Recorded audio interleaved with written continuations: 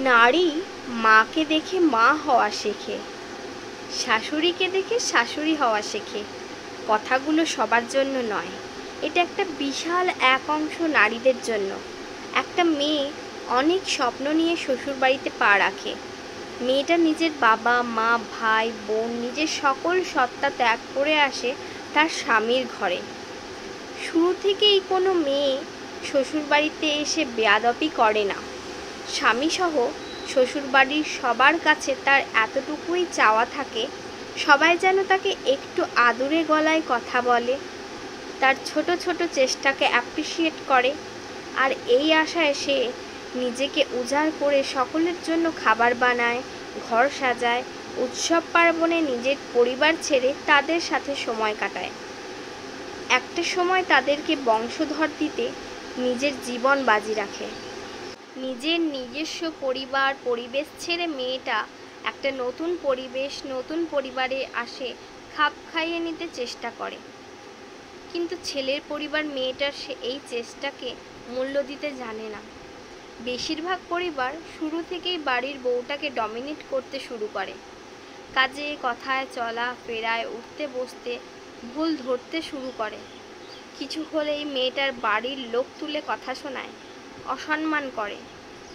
একদিন দুদিন 3 দিন মেয়েটা ভাবে হয়তো তারই ভুল, কিন্তু ধীরে ধীরে মেয়েটাও বুঝে যায় আসলে তার ভুল থাকুক বা না থাকুক, তাকে দাবিয়ে রাখার এটা একটা কৌশল।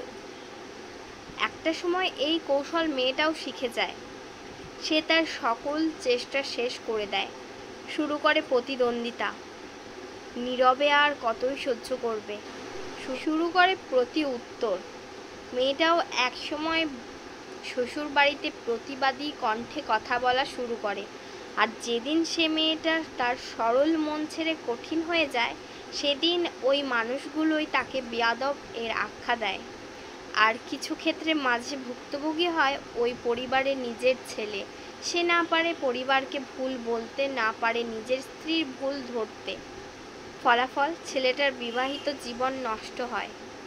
যাদের কঠোর আচরণ মেয়েটা এমন হয়ে উঠল, তারাই তখন বলে যে মেয়েটা আমাদের সাথে থাকতে চায় না, আমাদের সাথে খারাপ আচরণ করে।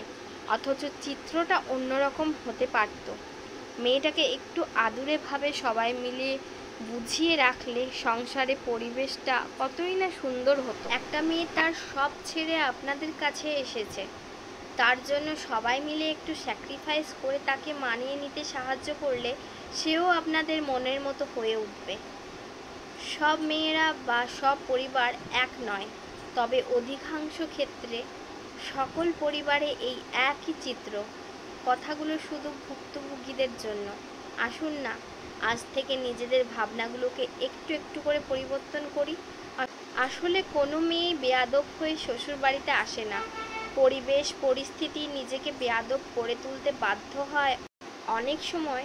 তাই নিজেদের ভাবনাগুলোকে পরিবর্তন করতে শুরু করে এবং একটা সুস্থ স্বাভাবিক সম্পর্ক যাতে প্রত্যেকটা শ্বশুরবাড়িতে গড়ে ওঠে সেই প্রার্থনা করি। সকলে ভালো থাকবেন, সুস্থ থাকবেন। আর ভালো লাগলে ভিডিওটা অনেক বেশি করে শেয়ার করবেন।